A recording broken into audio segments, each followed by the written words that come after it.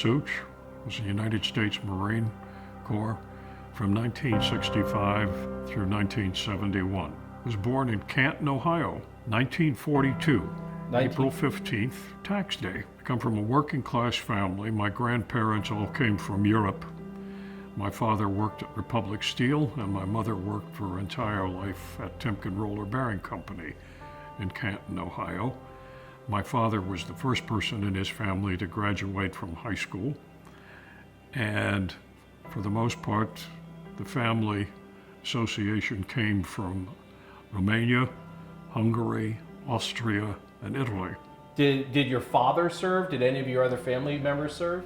No, my grandfather came from Europe, and he served in the Austro-Hungarian military during the Balkan Wars before World War I, and came to the United States before the United States went into World War I. But the neighborhood, the community in which I grew up, for the most part, was a nationality neighborhood by virtue of the fact that most of the people had their families come from Europe. And the end result is a significant number of people in the family, uncles, relatives, cousins, all served in World War II. I went to school at Henry S. Belden Grade School. It was the same school that my father had attended 25 years before. And then on to McKinley High School in Canton, Ohio, the same high school that my father had attended 25 years before. And I had 1 year of college when I came out of high school at Miami University at Oxford, Ohio.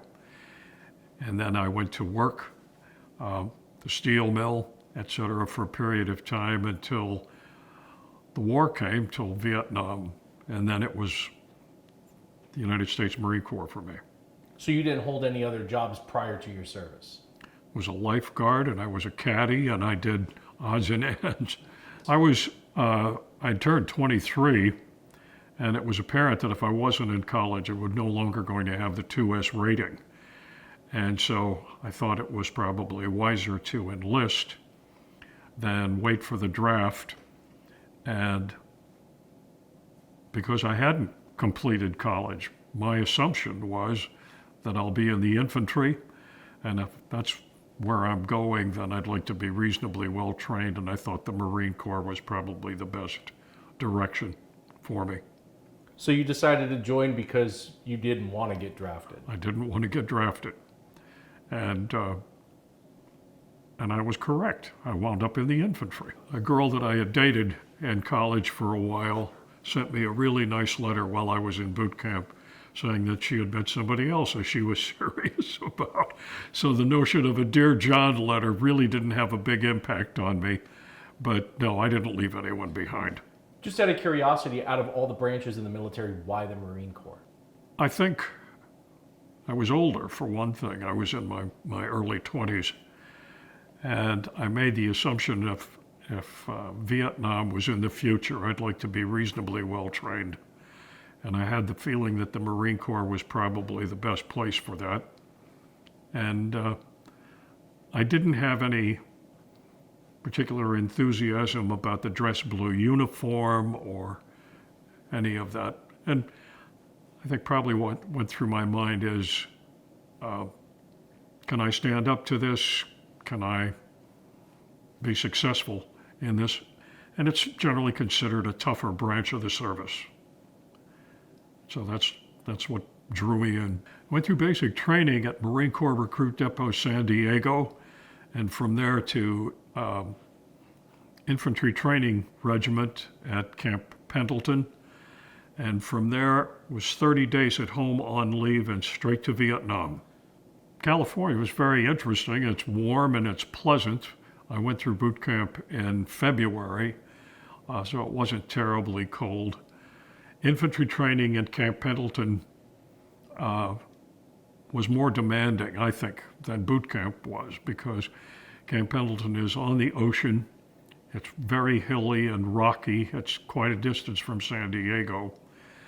And I felt reasonably well served by the basic training. What is the most vivid memory you have of basic training?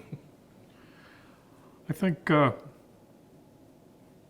the it was rigorous. The drill instructors were very enthusiastic. But what I remember most was how tired I was most of the time at infantry training, because then you're on a 24-hour clock and you're up late.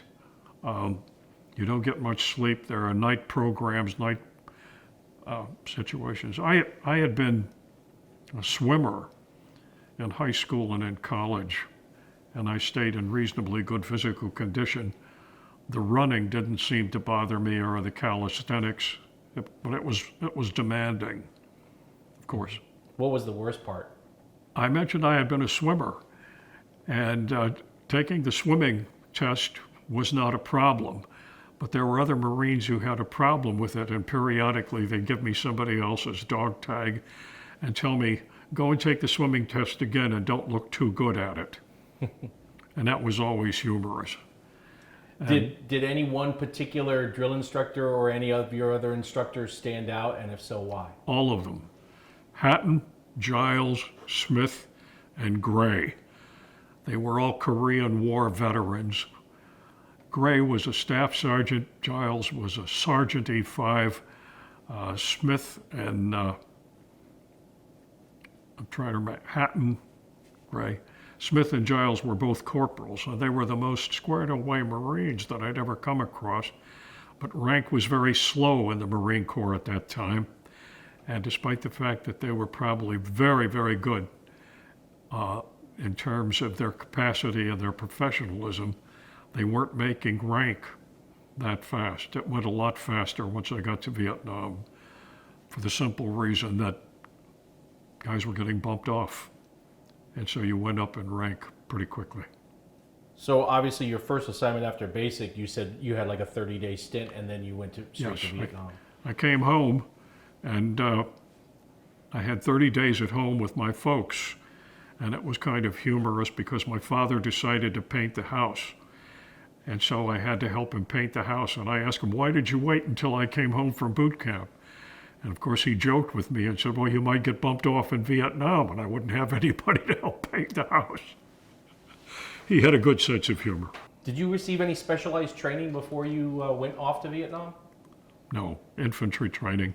Just infantry. I've trained with the M14 rifle at that time, and the 45 caliber service pistol.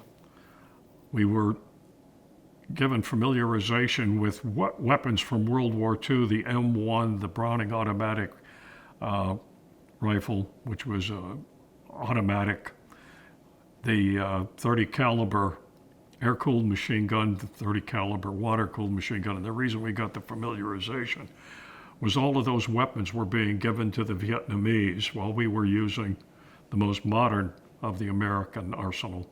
What was the hardest part about the training? I think the calisthenics were always very demanding, and we did a lot of running. And I think probably one of the most interesting things is that your voice changes, believe it or not, because everything that you do requires you to yell a response. And the reason is very simple, because you have to make yourself heard in combat. And the consequences, if you're given an order, you respond with a shout back, sir, aye, sir, that kind of thing. And that was, I think my voice dropped a little bit, an octave. But I'd been a lifeguard, so I was used to yelling at people, don't run along the pool, and I could make myself heard. I was fortunate. I had a year of college, and I was a bit older. I had been out of school for a while. And the bulk of the people who went through boot camp with me and went to Vietnam with me were in their teens. They were 18, 19, 20 years old. And so my nickname was Professor. And that was kind of interesting.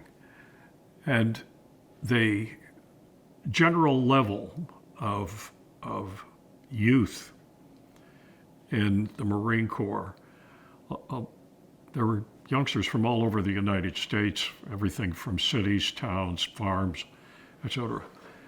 They weren't terribly sophisticated or knowledgeable about the world in general. Virtually everybody was a high school graduate at that time, at least. But in terms of worldwide experience, most of them had not seen much of anything. Probably the most violent thing that any of them had seen was a football game on Friday night or Saturday afternoon in their high school. And so Vietnam came as a surprise to a lot of these youngsters. And I think for me, probably one of the toughest duties that I had in the Marine Corps came about when I came back from Vietnam. I was an escort. I took bodies home from Dover, Delaware, which is the mortuary on the east coast of the United States. And there were 24 names on the wall. 18 are young Marines that I took home to their families for burial, and 6 are individuals that I went to college with and knew from my hometown. Some are Marines and some are Army. But the 18 Marines were the youngsters that I took home for burial. And I found that was very demanding because you're going through the grieving process and the mourning process with the families when you're an escort. For people that know about the geography of Vietnam, I served in the farthest northern portion of Vietnam. It was called I Corps, and it was adjacent from Chu Lai to Da Nang to Phu Bai, Dong Ha, right up to the demilitarized zone between the South China Sea and the Laotian border. I served with the 3rd Battalion, 4th Marine Regiment, 1st Marine Brigade, 3rd Marine Division. And that division and I had something in common. 3rd Marine Division was born in 1942, and so was I. And the interesting thing was that it had been around since the Second World War, and it was, for the most part, heavy infantry. That's all the Marine Corps is 3 infantry divisions and 3 air wings. And the consequence is that you're in a combat arms situation the whole time you're in the Marine Corps. That's what you do. The day that you arrived in Vietnam, when you stepped off the boat or the aircraft, what did it smell like? It was an interesting aroma because it's a lot of vegetation, number one. Number two, diesel fuel was in the air. But also, I went to Vietnam. Marines go have a 13-month tour. 1 month is by ship, and then 12 months in country, where the Army would fly over and be there 12 months. We came down the nets into the landing craft, and we were told to keep our heads down. We were landing in Da Nang.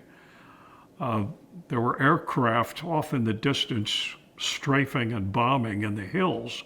We could see that and hear that, and everybody has to peek over the side of the landing craft, and what I saw were some fellows in the Navy who were water skiing. And it struck me, this is not going to be the kind of war that you thought it was going to be. And the temperature that day was they tell me, was near to 130 degrees. Humidity was absolutely horrendous. We landed on shore. They put us on trucks and took us to the base, to an air base where we were quartered for the night. And then we were sent off to our various areas the next day. We were all split up. We didn't go as a group. And I was sent to Phu Bai, which was one of the farthest northern posts in Vietnam at that time. I was pretty close to the people in my squad. And I think people have to understand the way a Marine Corps unit functions. The battalion is usually made up of 4 or 5 companies, rifle companies, infantrymen, and a weapons company. The captain is in charge of a company. A lieutenant is in charge of a platoon. And the small unit commander in Vietnam, interestingly enough, was a sergeant. Sergeants are in charge of squads of 12 to 15 Marines. And I'm not taking anything away from the captain or the lieutenant. The captain only goes into combat if the entire company is committed to a specific mission. The lieutenant goes only if the platoon is committed. The sergeant goes every day. The lieutenant has 3 or 4 sergeants in charge of 3 or 4 squads, and each day you have an assignment: morning patrol, afternoon patrol, perimeter duty at night, night ambush, listening posts, etc. And if combat comes, for the most part when I was there, it comes at the level of the squad. And so the sergeant is the person who's ultimately responsible for calling in fixed-wing aircraft, artillery, naval gunfire, etc. Interestingly enough, you're living in the field, so there is no barracks, there's no mess hall. You're eating out of a tin can for the better part of a year, sea rations. You're sleeping on the ground. You build bunkers with sandbags and shelter halves. If you have downtime, you might be able to read a little bit, play cards, clean your weapon, write letters, but there's not a lot of downtime. And when you would come in from patrol in the daytime, if you had morning patrol, you'd be up by 5:30. The morning patrol lasts at least until noon, 12:30. You come back in, you're cleaning your weapon. You might have an opportunity to sleep a little bit because you'll be either going out at night for a listening post or you'll be responsible for perimeter patrol, perimeter duty. The perimeter is usually strands of concertina wire. And inside the concertina wire, I was on a place called Hill 41. There must have been 15 or 20 fighting holes. They're 4.5 to 5 feet deep, surrounded by sandbags. And at night, you sleep behind the sandbags. One man is in the fighting hole. He's keeping his eye out on the perimeter. And you might get an hour and a half sleep, and then the sentry would change. And these are individuals from your squad, my squad, my fire team, Alexander, Cohen, and Everett. And those are the guys that I spent most of my time with. There was always time to laugh, and there are 2 really good ones. We had a platoon-sized operation. 4 helicopters picked up the platoon, about 60 Marines, and they took us to an area that was probably the size of 3 or 4 football fields. And they said they would be dropping us off, and we could anticipate it was a hot LZ, a landing zone where fighting was already going on. Unfortunately, it was full of elephant grass, which is 7-8 feet high. And so we'd be jumping out of the helicopter when it came down from about 6 to 8 feet. The helicopter that brought us in, the door gunner was firing his door gunner, his machine gun, at something, and he kept signaling us to stay down. And so we paid attention, and he kept circling and firing at something. He'd circle and fire. Finally, he gave us a thumbs up and indicated that the direction in which we should go. Well, the direction he indicated we should be going in was where he had been shooting, so we were all a little bit slow about moving in that direction. But we did, and we were all in a crouch position, and all of a sudden, everywhere in the grass and everywhere on the ground that we were walking through, there was blood. A lot of blood. And that kept us moving very slowly. And finally, we pushed through some of the grass, and laying in a space of about 10 or 12 feet wide was a dead tiger, an Asiatic tiger. I learned later on that that's where the French used to go on safari, specifically so they could shoot tigers. But a young Marine, his name was Zokowski, was with us, and he's looking at the tiger. Now, we've all bunched up to look at this thing. It weighed over 300 pounds, and it was 7.5 feet long from nose to tail.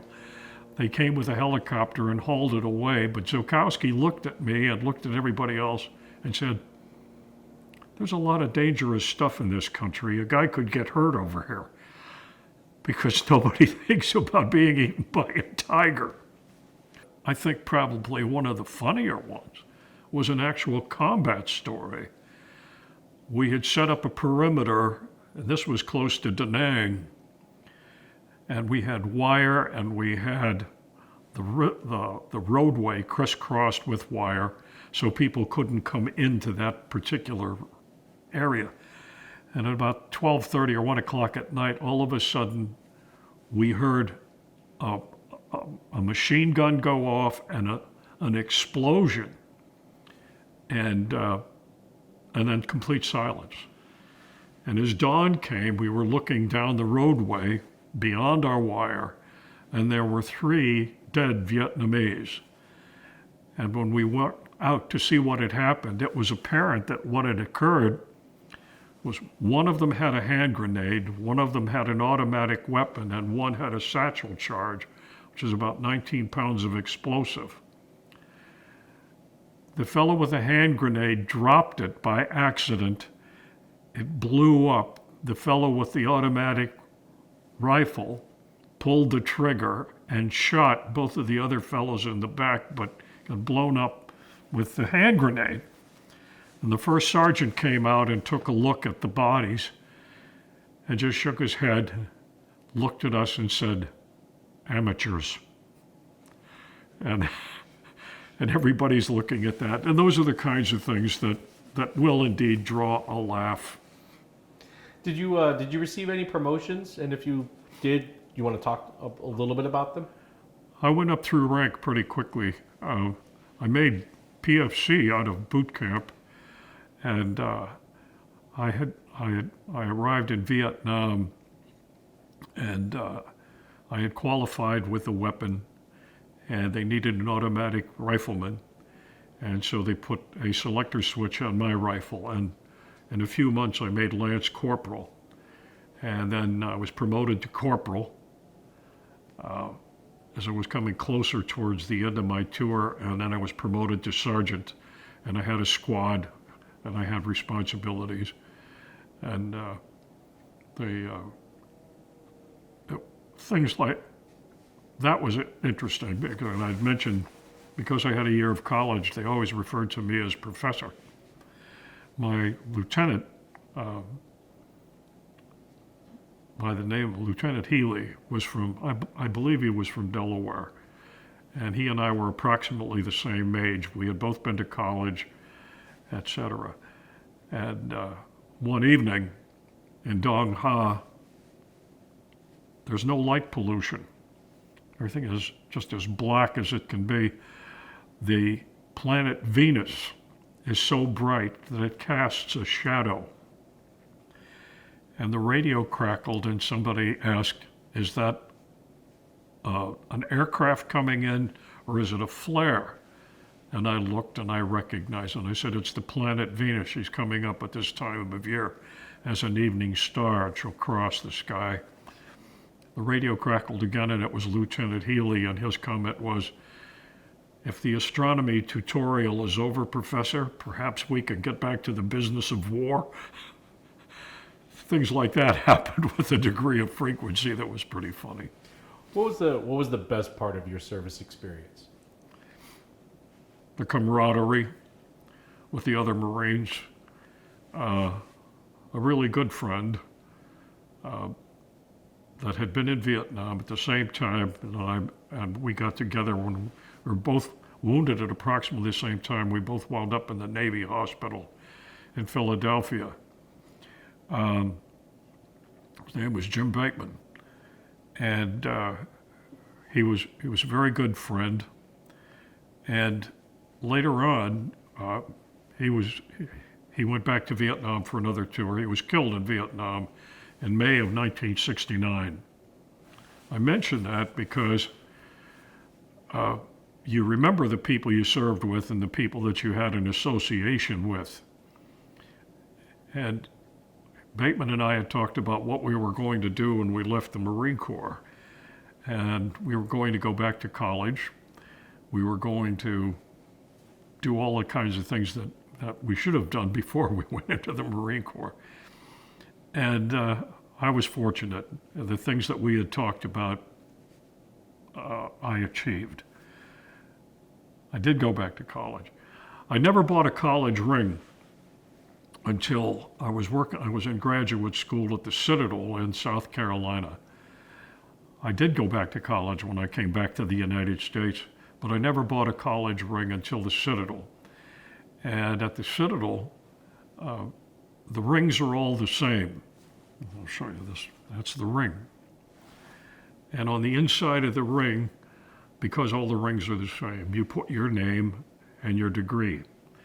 And when it came time to order my ring, I indicated what I wanted on the inside.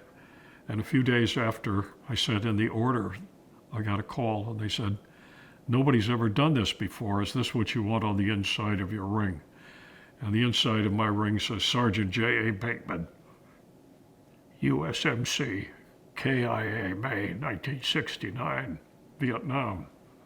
I did that because he and I talked about going to college and I wanted him to go with me. And so every day I'd put the ring on and I look at that. And I talked to his sister twice a year on May 16th, the day that he was killed in Vietnam, and on his birthday, the last day of November every year, I give her a call and I tell him funny stories about her brother. When you did come back home, how were you received by your family and the community? Very well. The reason, as I'd mentioned it before, that neighborhood was in Canton, Ohio, steel town. The bulk of the men had served in World War II and in Korea.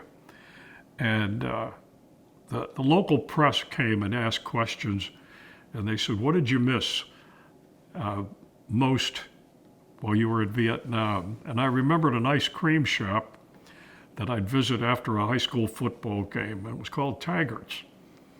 And around Thanksgiving time, they would start making rum raisin ice cream.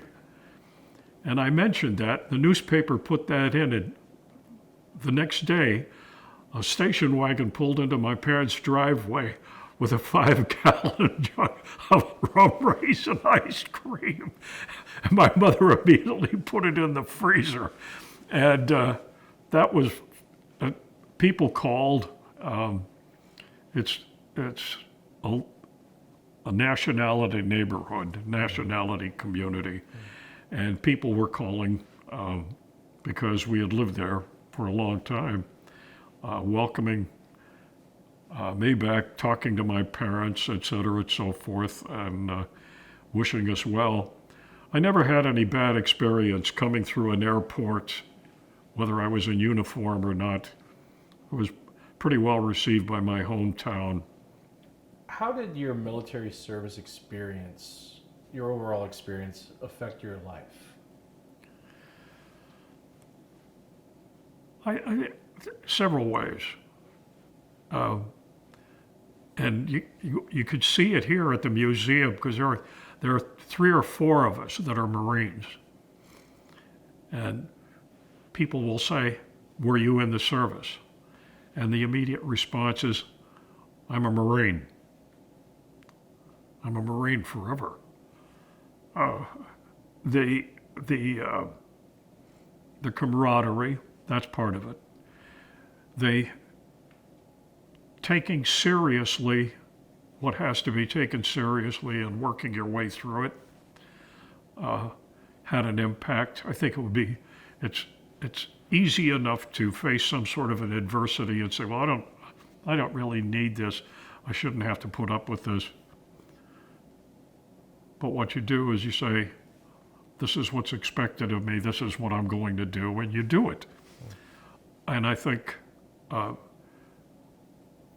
being very serious about some segments in life, paying your debts, all of a sudden, I sort of chuckle about college students now, that the whole idea of getting their education paid for, the loans paid off, etc. The idea was the people of the United States paid for my education by virtue of the GI Bill. I certainly owe those folks something. I bought my house. I used my GI Bill to get my loan.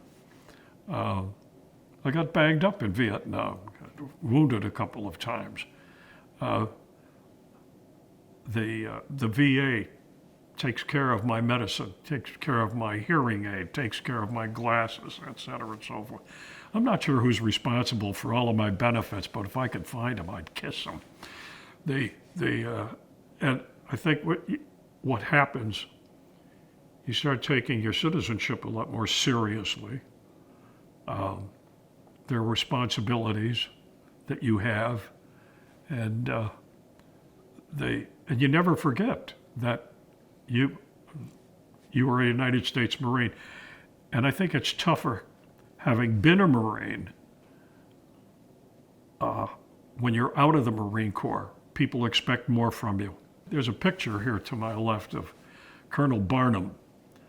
He became the Assistant Secretary of the Navy, and I went back to Vietnam with Colonel Barnum, and I knew what he had done to receive the Medal of Honor. But I asked him, what is it like to have it? And he said, it's harder to have it than it was to earn it. More is expected of me all the time, because he's a Medal of Honor recipient. And being that recipient, people expect you to be brave, courageous, bold, do the right thing at the right time and for the right reason.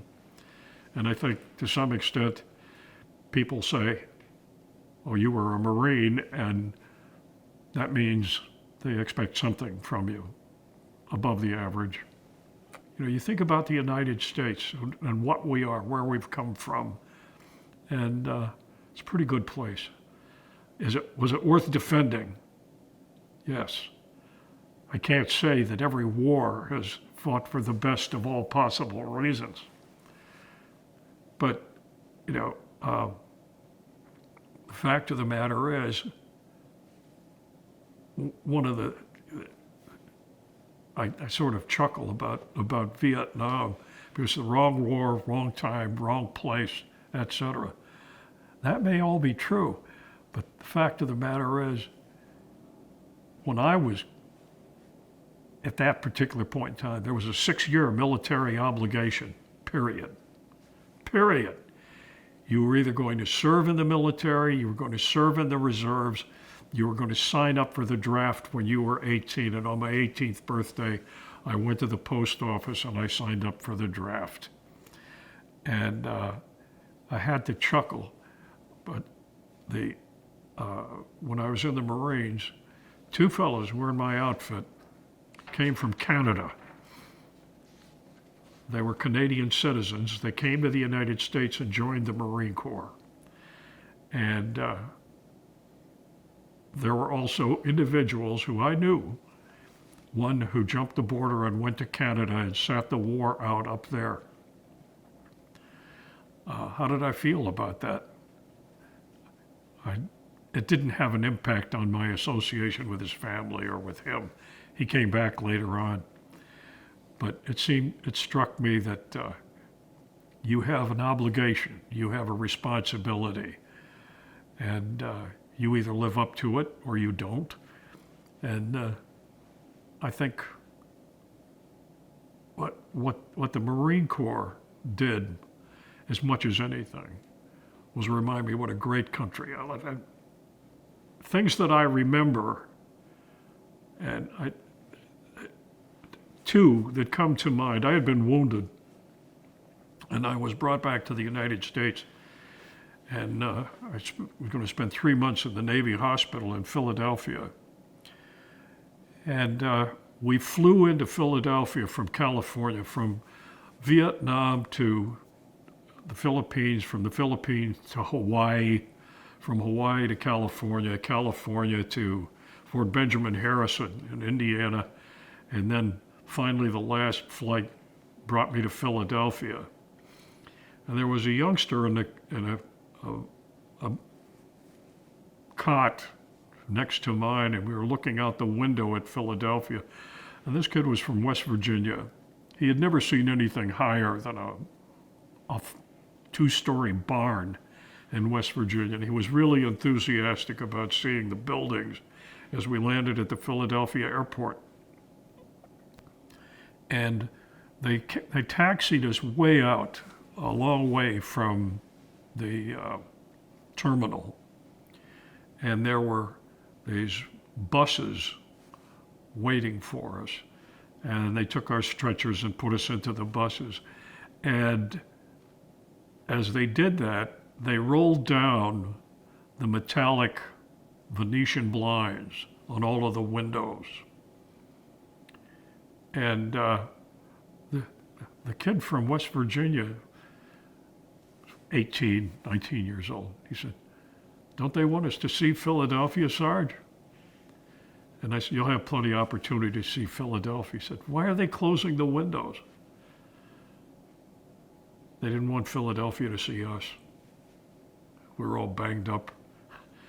I think you're going to see the wreckage of a war that wasn't going very well by 1966, and bringing home the wounded. And then, and the only people that met us, when we left San Diego, they had a Navy band there and they played, and there were people there, families were there. When they brought us back, there was just that long, empty runway at the Philadelphia airport, guys carrying us, putting us, there was no band, no welcome home or anything like that. And I think it was pretty interesting, though. The buses pulled into the Navy parking lot, and they opened up the Venetian blinds and started taking us out. And there was a family coming out of the hospital. And I always remember this. It was a fellow, it was a grandfather and a small little boy and a young woman. And because we could hear the conversation, and we were standing there because the buses couldn't go underground. So they had to take us off the buses and carry us in for the triage and send us to the Portsmouth hospital. And the little kid is asking his grandfather, he said, "Who are these people, Grandpa?"